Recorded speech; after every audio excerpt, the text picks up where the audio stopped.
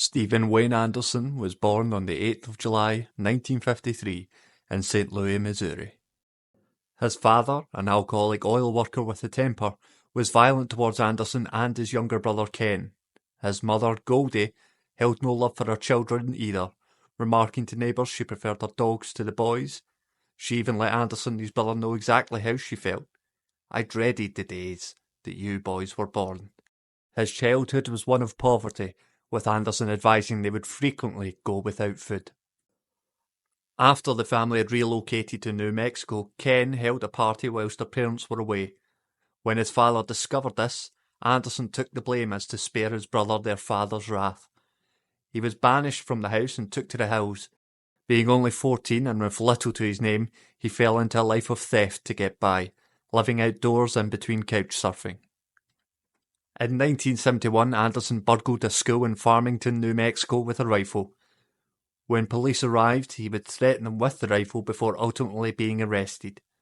He was paroled in 1975, but later convicted of 3 more separate counts of aggravated breaking and entering, and sentenced to a term of between 10 to 50 years. Anderson would then be transferred to Utah State Prison. His time in Utah would be marred with violence, with reports of him assaulting other inmates and a correctional officer. Whilst in prison, he was also convicted of aggravated assault of a fellow inmate, stabbing the inmate whilst they were watching a movie. On the 24th of August 1977, Anderson and another inmate, Robert Blundell, would be working in the kitchen when they began to argue. The cause of the argument stemmed from some rumours that Blundell was a snitch. At some point in the argument, Anderson would pick up a knife and stab Blundell to death. He was never convicted for this crime. On the 24th of November 1979, Anderson apparently just walked out of Utah State Prison and fled again for the hills. He would then hide in the mountains of Utah, linking up with Ace Fairbanks, a known narcotics trafficker and member of a motorcycle gang. Fairbanks had met Anderson in prison and would provide refuge and work for Anderson whilst he was on the run. Fairbanks, trying to expand his drug operation, had put out feelers to see if there was any potential buyers in the area. An acquaintance of his suggested the 28-year-old Timothy Glassian of Bountiful, Utah. Known to many as Timmy, Glassian had been unemployed for 2 years at the time, and for whatever reason had been in the market for weed, and quite a lot of it. Fairbanks was informed that Glassian was looking to purchase several pounds of weed. To Fairbanks, this was a red flag, especially since this was the very first transaction the two would make, and for it to be such a large order, well, this started alarm bells ringing for Fairbanks. He began to suspect the possibility that Glassian may be an undercover cop, or at least working in tandem with the police and trying to catch him with a substantial amount of narcotics. Now on edge, Fairbanks contacted Anderson and asked that he accompany him to the meet with Glassian. The pair picked up Glassian under the pretense of taking him to the spot where the deal would take place. The 3 drove out to Mill Creek Canyon. Exactly what happened when they arrived is not known, but Glassian was shot 4 times at close range with a .45 caliber handgun. Glassian's body was found the next day by a couple collecting cans, and Anderson then left Utah and headed for Nevada.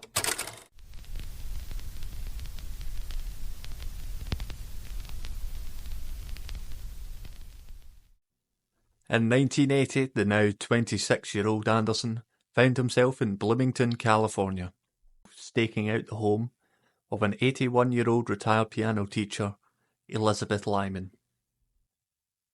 After 2 days of observing the home, on the 26th of May, Anderson drank 2.5 pints of vodka in the evening, and around midnight began to execute his entry plan.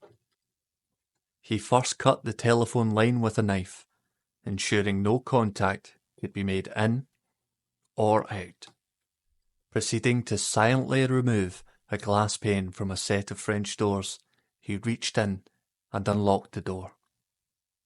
Once inside, he began slinking room by room, checking for any occupants.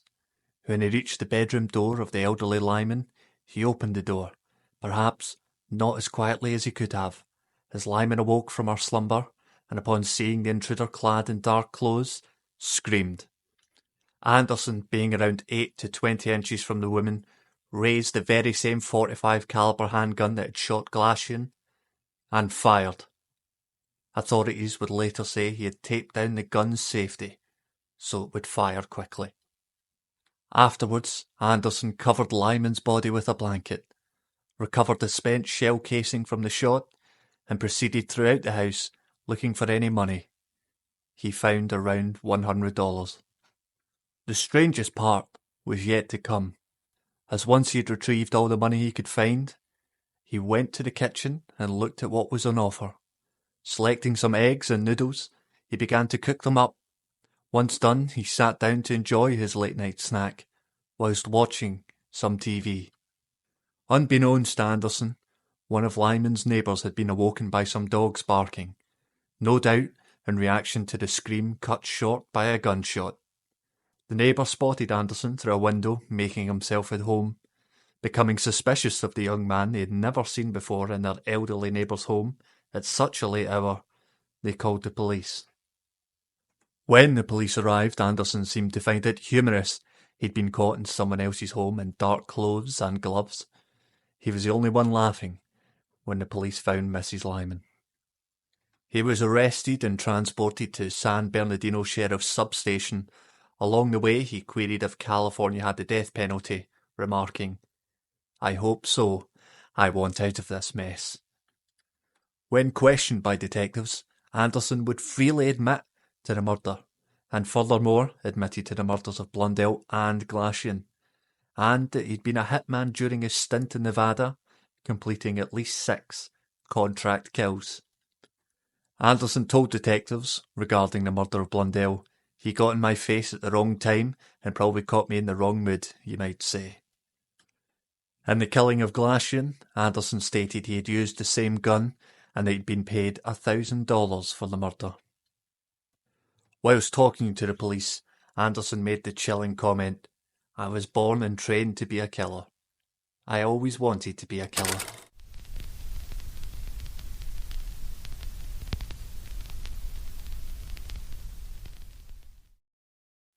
Anderson was arraigned on the 24th of July 1981. His representation was S. Donald Ames, known around San Bernardino as a bit of a character who's keen on a 3-martini lunch, his ostentatious jewellery, and betting. A part of Ames's closing arguments were, "I'm asking you to convict him of murder in the first degree, as the prosecutor is, but not on the basis of the felony murder rule because, you see, I would agree with that verdict, and I would also applaud that verdict, because it would not put me in a position at some later time to ask the 12 of you to spare the life of Stephen Anderson." Anderson was found guilty and convicted of 1 count of first-degree murder with special circumstances and 1 count of residential burglary, and sentenced to death. At the trial he stated about Lyman, "She didn't deserve that. I was very wrong."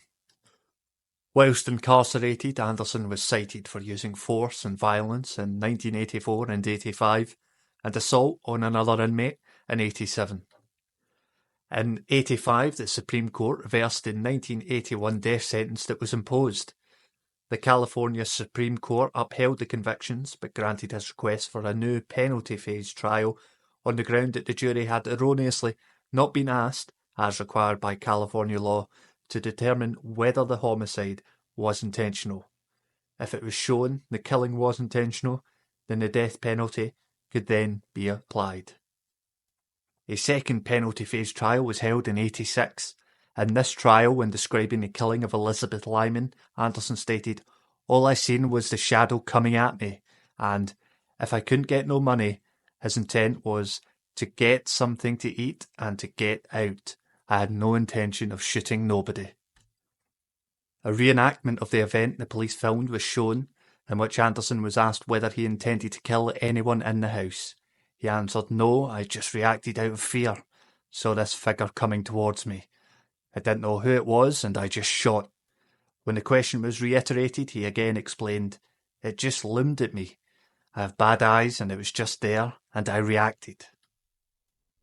The second trial again chose the death penalty for Anderson, believing he fully intended to kill Lyman. In 1990, Anderson appeals the death penalty again. During this trial, the prosecution read a statement he made to the police. "If I'd have had my M1 carbine, yeah, I'd have come out. But I didn't have it." They indicate that Anderson would have opened fire on the police if he'd had the opportunity. The only thing stopping him was a lack of resources. He also recanted his admission to the Galatian murder, advising he took the fall for this as he owed a debt to people for harbouring him after his escape from Utah State Prison. He also recanted his admission to the murder of Blundell and admitted that he'd never been a hitman in Nevada. The defence called a psychiatrist who testified that when Anderson drank, this aggravated a brain abnormality that hindered his decision-making or intentions. They also called a psychologist who testified that his survival instincts kicked in when he fired on Mrs. Lyman. The prosecution countered with a neurologist and psychiatrist, disputing he in fact had any brain abnormality and that his survival instincts did not extend to shooting his gun. Anderson's lawyer went on to dispute several more aspects of the case, but the judge either upheld or did not find that their objections affected the decision of the jury to decide on the death penalty, and thus the appeal failed. Whilst on death row, Anderson became depressed and began writing as a form of therapy as far back as the late 80s, writing hundreds of poems and short stories about his experience on death row. His work was critically acclaimed, notably the poem Conversations with the Dead. He was in contact with Professor Belle Gale Chevenier, who chaired PEN America's prison chapter and held his writings in high esteem. She began petitioning to commute his sentence from death to life in prison. She was one of many, as even the family of his victims were against his death sentence. Lyman's daughters, as well as Blundell's own mother, said they did not want him to be executed. "While we deeply miss our son and brother, executing Stephen Anderson will not replace our loss, nor bring us any relief. We do not want or need Stephen Anderson to die for the death of our loved one." Blundell's mother, Lois Smith. In November of the year 2000, the final appeal was made to commute the death penalty, with Anderson's attorneys arguing his rights had been violated by the state, failing to turn over a recording taken on the day of Anderson's arrest, in which he evoked his right to remain silent. Also, that the state trial court made improper comments to the second penalty phase jury that Anderson had previously been sentenced to death, but the sentence had been overturned on appeal. Also, that he was a victim of ineffective assistance of counsel, along with other complaints. The court found the tape in question did not reveal Anderson invoking any right to remain silent. The comments made about the previous overturned death sentence were made by the judge during jury instructions detailing why they were there and thus were not improper, and that his counsel S. Donald Ames provided adequate counsel to Anderson, despite two of Ames's other clients having their sentences overturned. Anderson's appeal was again denied. His death sentence was to be carried out on the 29th of January 2002. A lawsuit is filed on January 14th, 2002 against Governor Gray Davis, asking that the decision for clemency be granted to someone else, citing that he appears to have a policy denying leniency to murderers. Anderson's attorneys asked that his execution be delayed whilst this is considered. On the 28th of January 2002, late in the night, the US Supreme Court refused to halt the execution of Stephen Anderson at a vote of 8-0.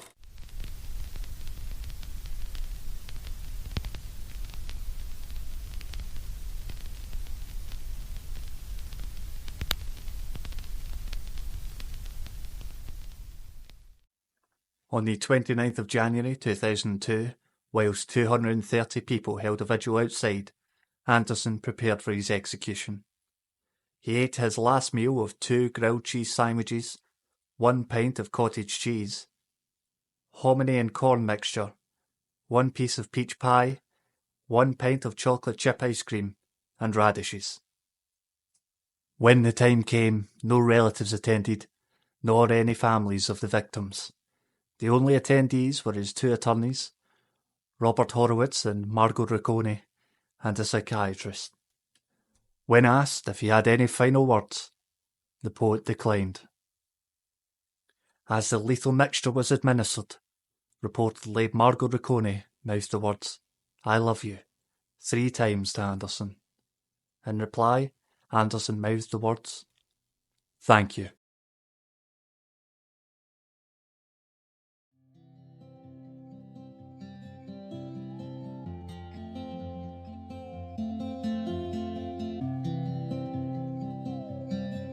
Hi there, my name is Urchin. I'd just like to say thank you so much for watching the video. If you do enjoy this sort of content, please think about subscribing. If there is any criticism or any cases that you may want me to take a look at, please leave those in the comments and I'll have a look. Cheers!